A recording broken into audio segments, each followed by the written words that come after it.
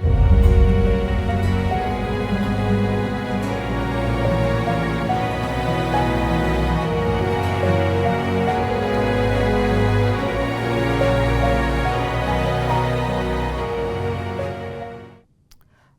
to part 2 of the lesson overview on inferential statistics.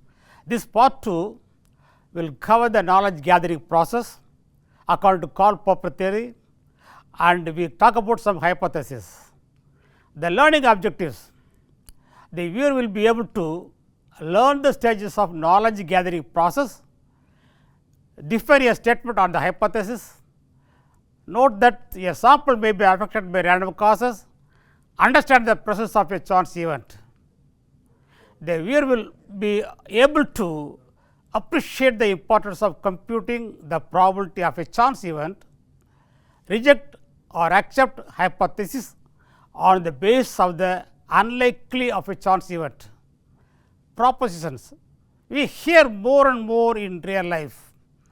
Eating a particular vegetable cures some disease.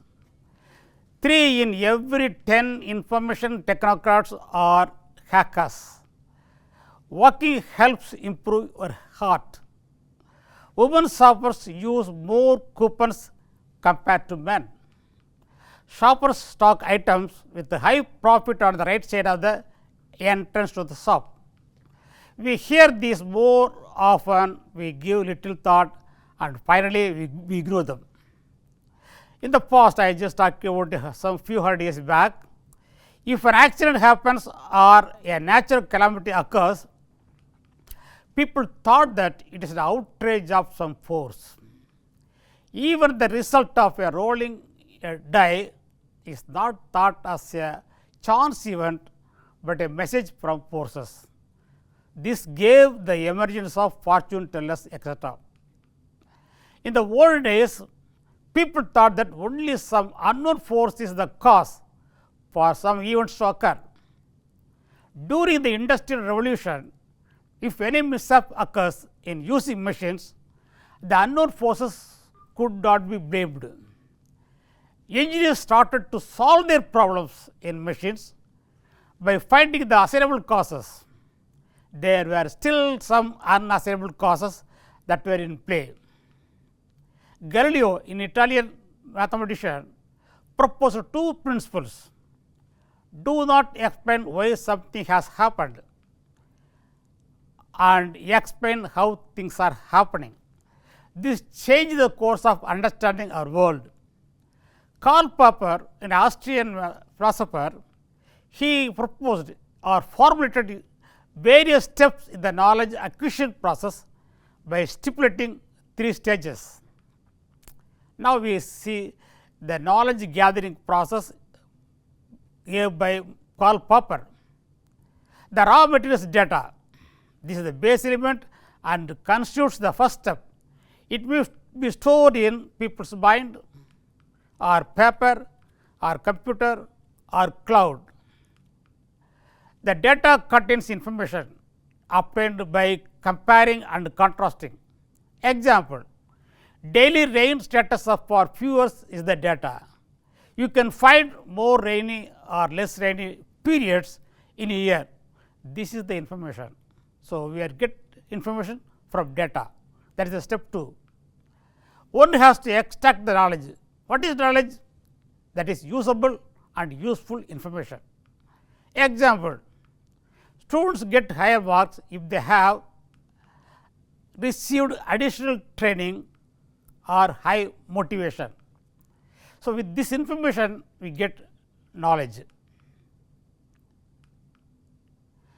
Now, the use of statistics in knowledge gathering process. Statistics can be used in all the 3 steps described above of the knowledge gathering process: planning data collection, finding the effects due to assignable causes, extracting the knowledge from information. Validation: how do you validate theory? We ask the question what happened, how it happened, what are the factors that made this happen. Now, we come to hypothesis. A hypothesis is a supposition or proposed explanation made on the basis of limited evidence as a starting point for further investigation. In empirical science, proving a statement is never undertaken. As Karl Popper pointed out, you select one from two competing hypotheses. Actually, he said you reject one hypothesis so that you can take the other one. An example from science: Isaac Newton's theory of gravity was proposed 4 days back, and it explained various concepts in the laws of motion. Albert Einstein's theory of general relativity opposed certain basic ideas of energy. Which one should be accepted? Karl Popper said to choose the one which rejects the other. Please note that we are going to reject one to accept the other. So, falsification is an important concept according to Karl Popper. In short, a theory can be established to be objectively superior to competing one, that is one possibility. Theories can be refuted by empirical observation, second point. So, the rejection of hypothesis is the basic step in sciences and in empirical studies also.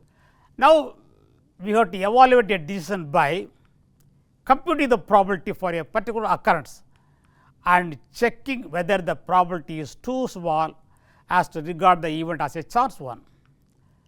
Now, we can say a very interesting example from R.A. Fisher's lab.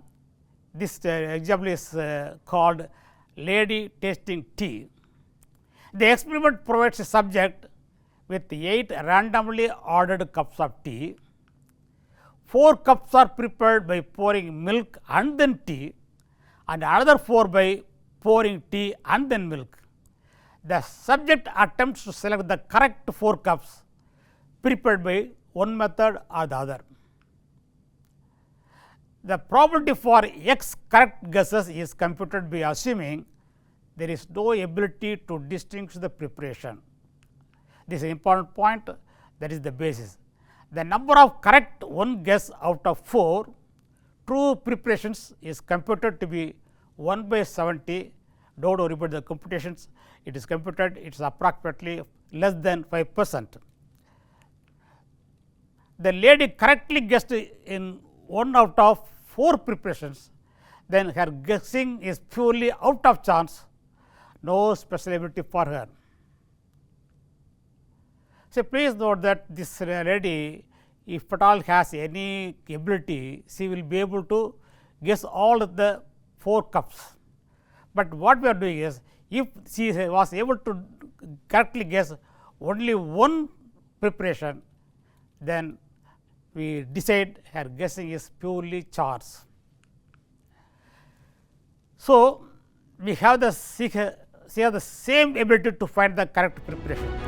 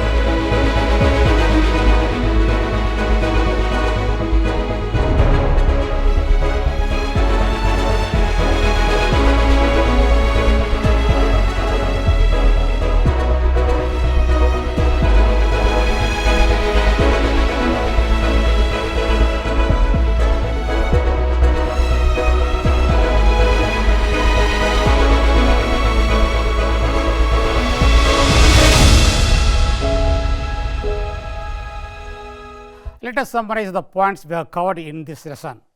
The stages of the knowledge acquisition process are explained. Hypothesis as a statement is explained. Data is used to accept or reject propositions. A proposition is a hypothesis for a possible investigation. According to Popper, a hypothesis is rejected to accept another one. A sample of data may have chance elements. To accept or reject a hypothesis, the probability of its occurrence is computed. I hope you have learned some aspects of knowledge gathering process and some elements of hypothesis. With this, this part is coming to the end. Then we will continue in the next part. Until then, thank you.